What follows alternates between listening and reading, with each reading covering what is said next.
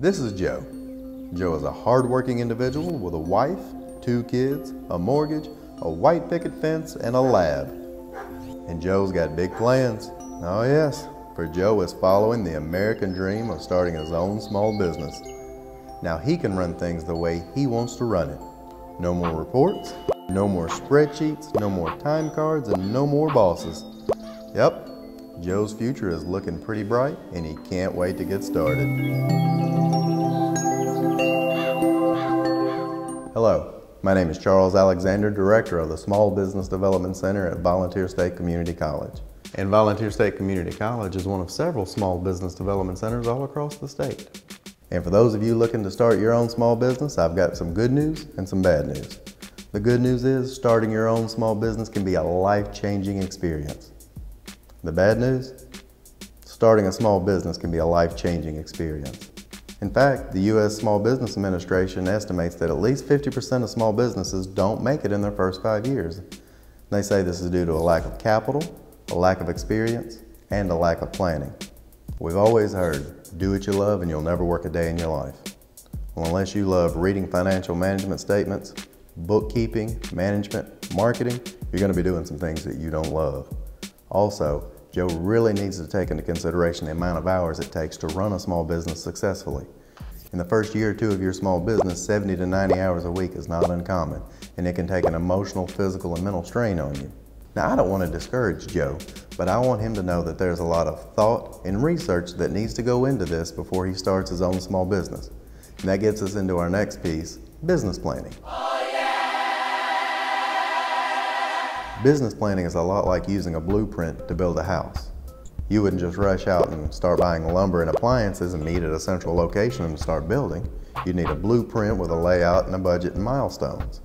Small business is no different, yet I see people on a regular basis, for example, start a restaurant by just going out and buying some food, signing a lease, and voila, they're in business. Does this mean I need to have 50 pages of charts and graphs? What Joe needs to do is look at writing a business plan, identifying what he needs to do and how he needs to do it, identifying marketing, management, and financial needs. Whoa, whoa, whoa. How much money are we talking that I'm going to need? All right, so now's the tricky part. How's Joe going to finance this small business? He needs to figure this part out before he gets started. First and foremost, he could use his personal savings, and that is the most common way that people start a small business. What about family or friends?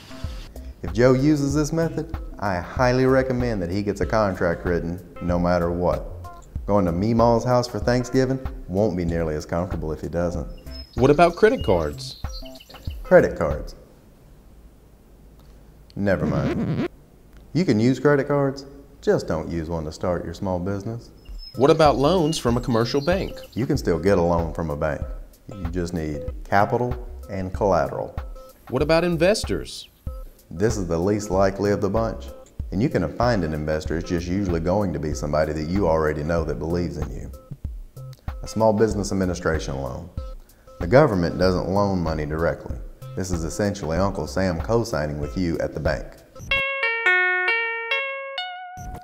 Now you'll notice, I didn't say grants. And there are grants that are out there for educational institutions, nonprofits, heck, even teacup museums. But I have never seen someone get a grant to start a small business. It doesn't mean it's not out there, I just haven't seen it. The last thing Joe needs to take a look at is what are the requirements that he has to fulfill in order to start a small business. And Joe's always lived by the motto, he would rather ask forgiveness than to ask for permission. And while I generally like that, this is not a good place to apply it. First, Joe needs to take a look at the legal structure for his small business. Joe needs to get an attorney because he does not need to sit down and decide between a sole proprietor, a partnership, a limited liability company, an S corporation or a C corporation on his own, and the guy in the cube next to him doesn't need to decide that for him either. The next thing Joe needs to take a look at are his taxes. There could be local, state, and federal taxes that he needs to take into consideration. This is where a good accountant can come in very handy for Joe. And the last few things he needs to take a look at are his licenses. Is he going to need a county and a city license? What are the codes and what are the restrictions that he has to take a look at before he launches?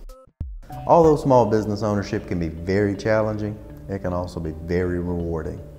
And it can allow somebody like Joe to take his dreams and turn them into a reality.